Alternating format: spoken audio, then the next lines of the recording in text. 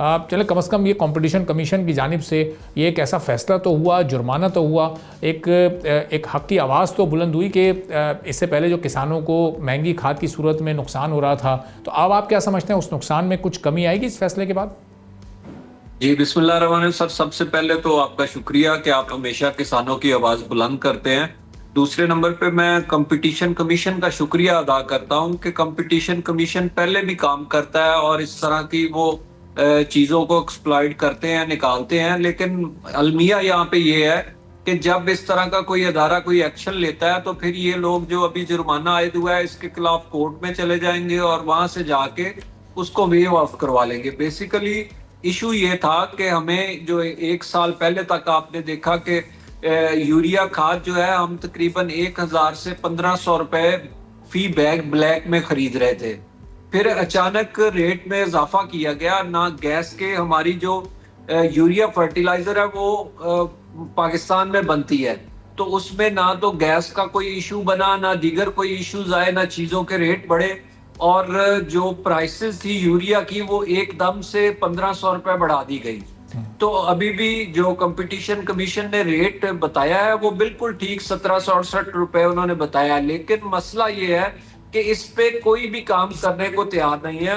जो कंपनीज हैं, बड़ी कंपनियां हैं, वो बात सुनने तक को तैयार नहीं है और अरबों खरबों रुपए मुनाफा कमा रहे हैं किसान से। और उन्हें इस बात पे भी तरस नहीं आ रहा कि जो किसान की हालत ज़ार है, कम से कम हम इसी को देख के अपने मुनाफे कम कर लें।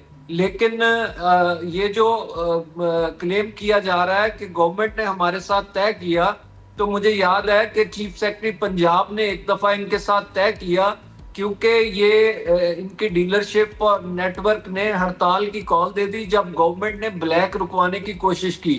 इनके खिलाफ कार्रवाई की गई तो इनके जो डीलर्स हजरात हैं पंजाब के, वो पूरे हड़ताल पे चले गए और उसके बाद चीफ सेक्रेटरी पंजाब मजबूर हो गए कि वो इनसे डायलॉग करें। और फिर इनको 200 रुपए का इन्होंने कुशन लिया ब्लैक में, लेकिन फिर भी ये 200 का कुशन लेके भी ये बेचते 700-800 और रुपए एक्स्ट्रा में रहे। और इसी तरह जो कंपनीज हैं, बेसिकली कंपनी अपने डीलर की जिम्मेदार होती है। लेकिन बदकिस्मती की बात है कि हमारे मुल्क में जो कंपनीज हैं वो डीलर की जिम्मेदार ही नहीं बनती। 2017 में एक कमेटी फर्टिलाइजर की बनी थी, पीएमएल की गवर्नमेंट थी, तो उसमें भी सब्सिडी थी। लेकिन उसमें फिर इन्होंने डीलर को भी, मैं भी उसका हिस्सा था, फार्मर्स का रिप्रेजेंटेटिव था उसमें, तो डीलर्स को भी उसमें पाबंद किया गया। बैग्स पे रेट प्रिंट किए गए, वो डीएपी के लिए थी और उसमें सब्सिडी थी 25 अरब की।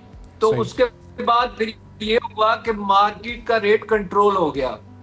तो अभी पिछले चंद साल से तकरीबन हम 5-6 साल हमने ब्लैक में खाद खरीदी है।